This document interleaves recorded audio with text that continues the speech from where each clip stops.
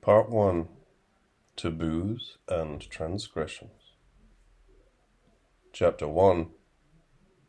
Eroticism in Inner Experience.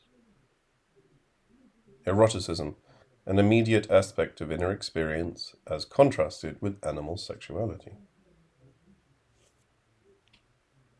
Eroticism is one aspect of the inner life of man. We fail to realize this because man is everlastingly in search of an object outside himself, but this object answers the innerness of the desire. The choice of object always depends on the personal taste of the subject. Even if it lights upon a woman whom most men would choose, the decisive factor is often an intangible aspect of this woman, not an objective quality.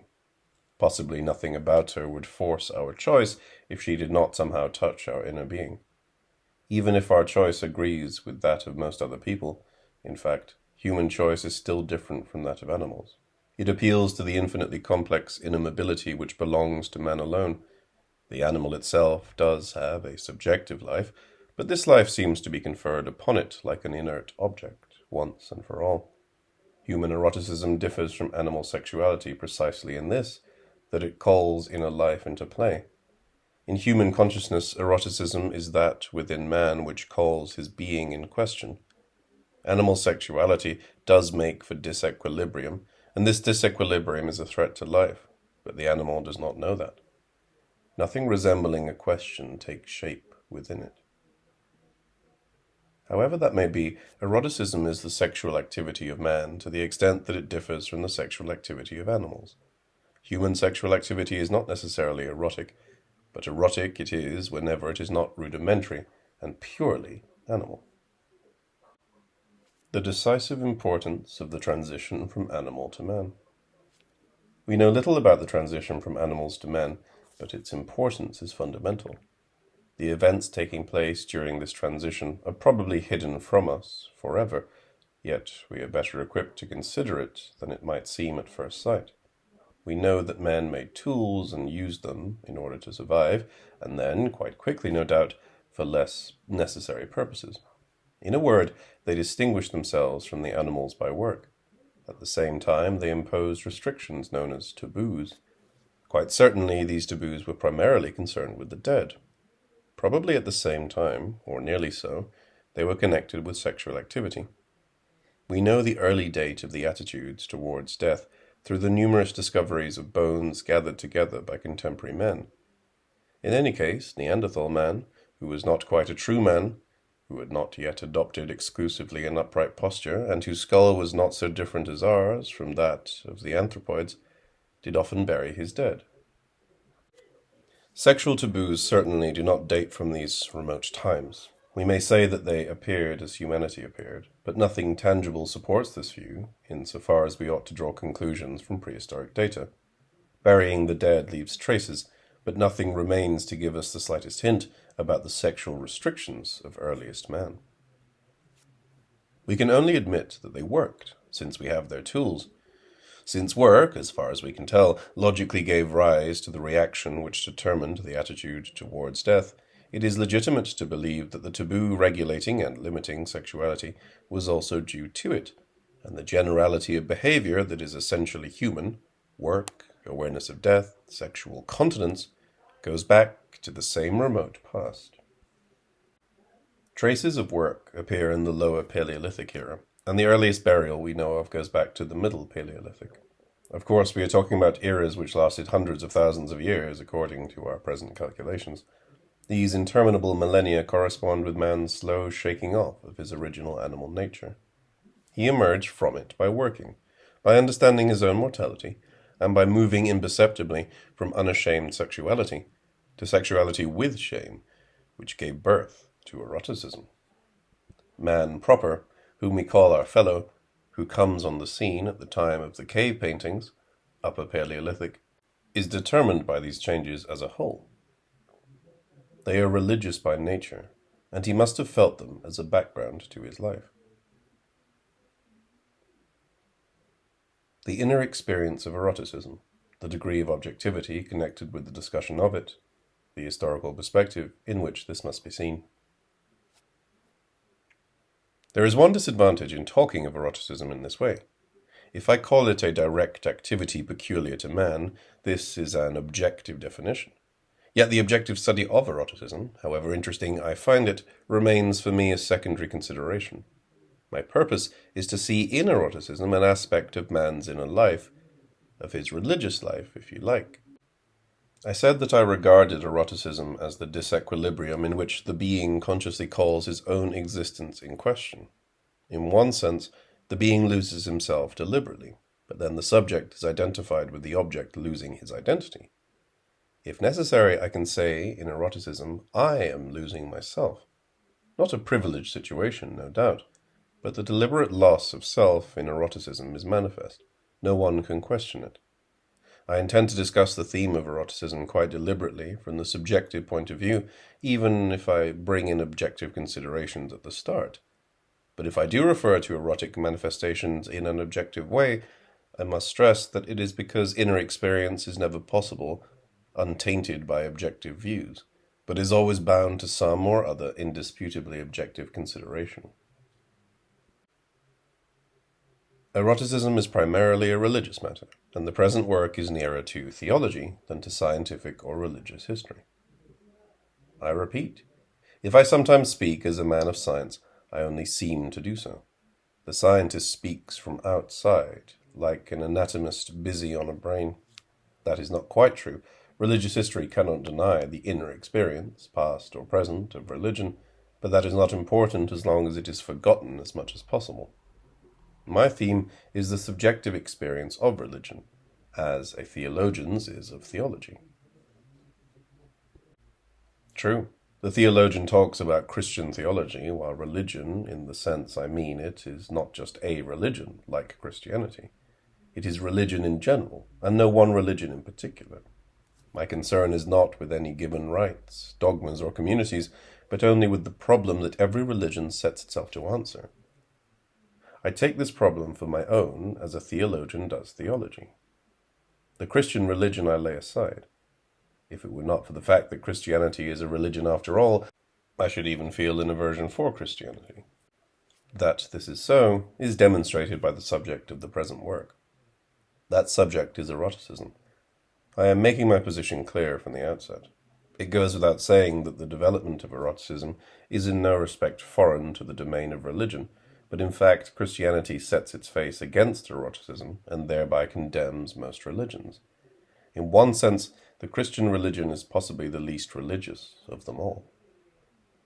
I should like to make my position perfectly clear. In the first place, I want to rid myself of preconceived notions as rigorously as possible. Nothing binds me to a particular tradition. Thus, in occultism or esoteric cults, I cannot fail to see preconceived ideas that interest me because they reflect our religious nostalgia, but I must shun them just the same because they represent a given belief. I may add that outside the assumptions of Christianity, those of occultism are the most awkward in that they deliberately deny scientific principles in a world where these are dominant. Thus they turn anyone who accepts them into the sort of person who knows that arithmetic exists, but who refuses to correct his own mistakes in addition. Science does not blind me. If I were dazzled by science, I would conform inadequately to its demands, and arithmetic does not worry me either. Tell me 2 and 2 make 5 if you like, but if I am doing accounts with someone with a clear end in view, I shall forget that you claim 2 and 2 equal 5. I do not see how anyone can put the problem of religion from the standpoint of gratuitous solutions denied by stringent scientific method. I am not a scientist in the sense that what I am talking about is indirect experience, not objective material, but as soon as I do talk objectively, I do so with the inevitable rigor of the scientists. I would go as far as to say that for the most part, in the religious attitude, there is such a thirst for slick answers that religion has come to mean mental facility, and that my first words may make the unwary reader think that we have in mind some intellectual adventure and not the ceaseless search which carries the spirit beyond philosophy and science, if necessary, but by way of them, after every potentiality that can open out before it. Everyone, however, will admit that neither philosophy nor science can answer the questions that religious aspirations have set us. But everyone will also admit that in the conditions that have hitherto obtained, these aspirations have only been able to express themselves in indirect ways. Humanity has never been able to pursue what religion has always pursued, except in a world where the quest has depended on dubious factors, connected, if not with stirrings of material desires, at least with chance passions. It may have struggled against these desires and passions, or it may have served them, but it has not been able to remain indifferent to them. The quest begun and pursued by religion, like scientific research, must not be thought of separately from the chance events of history. Not that man has not been wholly dependent on these vicissitudes at some time or other, but that is true for the past. The time is coming, uncertainly enough perhaps, when with any luck we shall no longer need to wait for the decision of other people, in the guise of dogma, before attaining the experience we seek. So far, we can freely communicate the results of this experience. I can concern myself with religion in this sense, not like a school teacher giving a historical account of it, mentioning the Brahmin among others, but like the Brahmin himself. Yet I am not a Brahmin, or indeed anything at all. I have to pick my way along a lonely path, no tradition, no ritual to guide me, and nothing to hinder me either. In this book of mine, I am describing an experience without reference to any special body of belief, being concerned essentially to communicate an inner experience, religious experience, as I see it, outside the pale of specific religions. My inquiry, then, based essentially on inner experience, springs from a different source from the work of religious historians, ethnographers, and theologists. No doubt men working in these fields did have to ask whether they could assess the data under their consideration independently of the inner experience, which on the one hand they share with their contemporaries, and on the other resulted to some degree from their personal experiences, modified by contact with the world, constituting their fields of study. But in the case of such research workers, we can state almost axiomatically that the less their own experience is brought into play, the more authentic are their findings. I do not say the less experience they have, but the less it is brought into play. Indeed, I am convinced of the advantages of deep experience for the historian. But if he does have a profound experience, since he has it, in fact, the best thing is for him to try and forget it and look at the facts objectively. He cannot forget it entirely. He cannot pare down his knowledge exactly to what he knows from the outside, and that is all to the good. But ideally, this inner knowledge should influence his thinking in spite of himself, insofar as that source of knowledge is stubbornly there, insofar as talking about religion without reference to our intimate knowledge of religion would lead to a lifeless accumulation of inert facts, churned out in no sort of intelligible order. On the other hand, if I look at the facts in the light of my personal experience, I know what I am discarding when I discard scientific objectivity. To begin with, as I have said, I can impose an arbitrary ban on knowledge acquired by impersonal methods. My experience still implies knowledge of the facts I am dealing with. In eroticism, of bodies. In religion, of the ritual forms without which collective religious practices could not exist. We cannot consider these forms except as illuminated by historical perspective, with the erotic value they have acquired. We cannot separate our experience of them from their external aspect and their historical significance. With eroticism, the modifications undergone by our bodies in response to the vigorous stirring within us are themselves linked to the delightful and surprising aspects of sexual creatures. Not only is it impossible to regard this precise data, garnered from so many sources, as denying the corresponding inner experience, but it actually assists the experience to stand out from what is individual and fortuitous. Even if it were tied to the objectivity of the outside world, private experience is bound to have an arbitrary flavor, and without its universality would be impossible to discuss. Similarly, without private experience, we could discuss neither eroticism nor religion. The conditions of an impersonal inner experience, the contradictory experiences of taboos and transgressions. It is, in any case, necessary to make a clear distinction between a study which calls on personal experience as little as possible, and one which draws boldly on such experience. We must admit further that if the former had not been attempted in the first place, the latter would remain condemned to a gratuitousness we are familiar with. More, the conditions which make the present viewpoint possible have not long been in existence. Whether we are discussing eroticism or religion in general, a clear inner experience would have been out of the question at a time when the equilibrium between prohibitions and transgressions, regulating the play of both, did not stand out clearly defined and understood. Knowing that this balance exists is not in itself enough. Knowledge of eroticism, or of religion, demands an equal and contradictory personal experience of prohibitions and transgressions. This dual experience is rare. Erotic or religious images draw forth behavior associated with prohibitions in some people, the reverse in others. The first type is traditional. The second is common at least in the guise of a so-called back-to-nature attitude, the prohibition being seen as unnatural. But a transgression is not the same as a back-to-nature movement. It suspends a taboo without suppressing it. Here lies the mainspring of eroticism and of religion too. I should be anticipating if I were to spend too long now on the profound complicity of law and the violation of law. But if it is true that mistrust, the ceaseless stirrings of doubt, is necessary to anyone trying to describe the experience I am talking about, this mistrust must also meet the demands I will at this stage formulate. Let us say first that our feelings tend to give a personal twist to our opinions. This difficulty is a general one, though it is relatively simple for me to imagine in what way my own inner experience coincides with that of other people, and in what way it enables me to communicate with them. This is not usually admitted, but the vague and general nature of this proposition of mine prevents me from emphasizing it.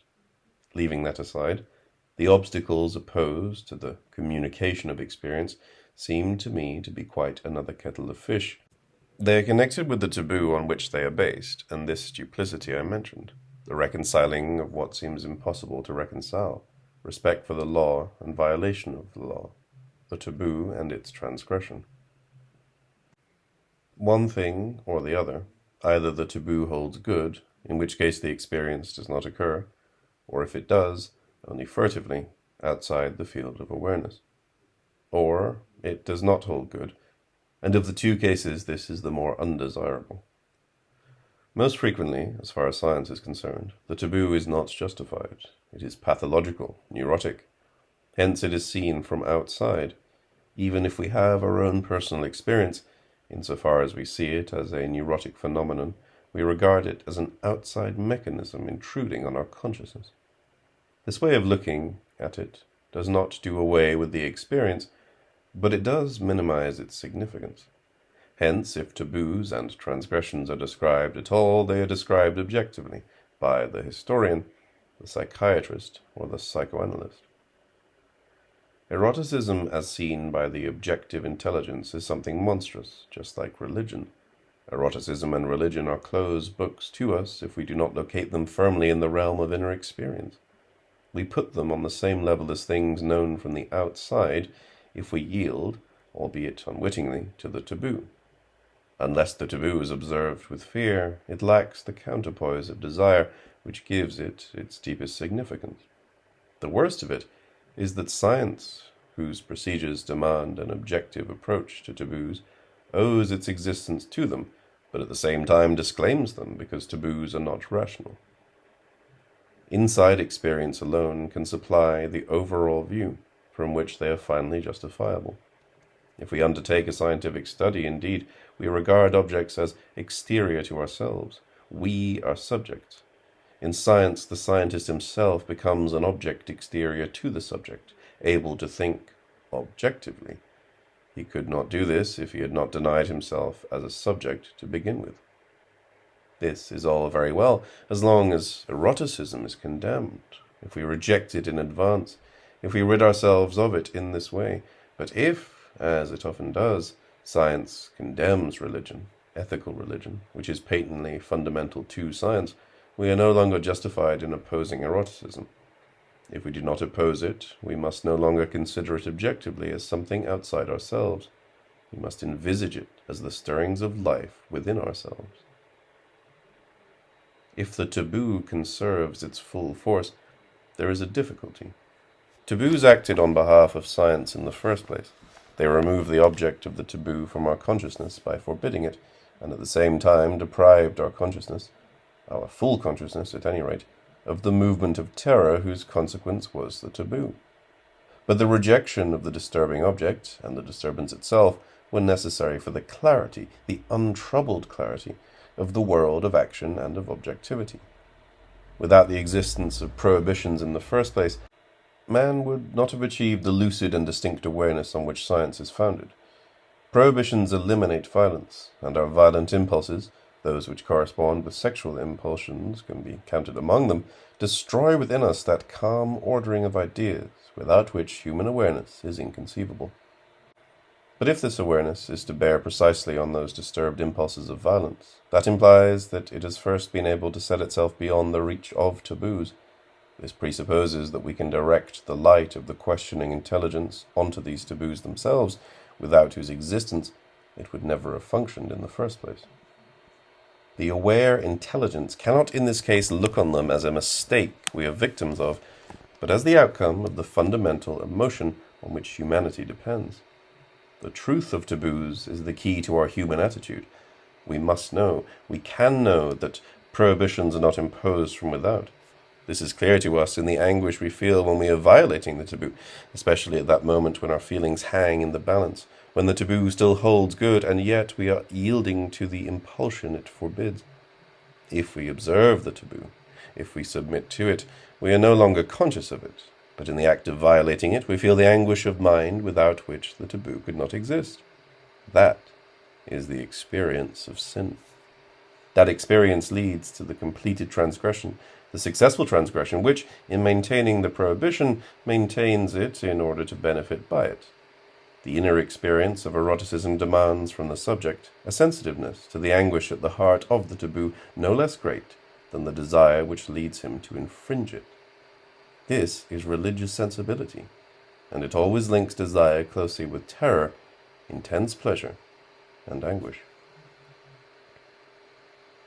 Anybody who does not feel, or who feels only furtively, the anguish, nausea, and horror commonly felt by young girls in the last century, is not susceptible to these emotions. But equally, there are people whom such emotions limit. These emotions are in no sense neurotic, but they are in the life of a man what a chrysalis is compared with the final perfect creature. Man achieves his inner experience at the instant when, bursting out of the chrysalis, he feels that he is tearing himself, not tearing something outside that resists him. He goes beyond the objective awareness bounded by the walls of the chrysalis, and this process, too, is linked with the turning topsy-turvy of his original mode of being.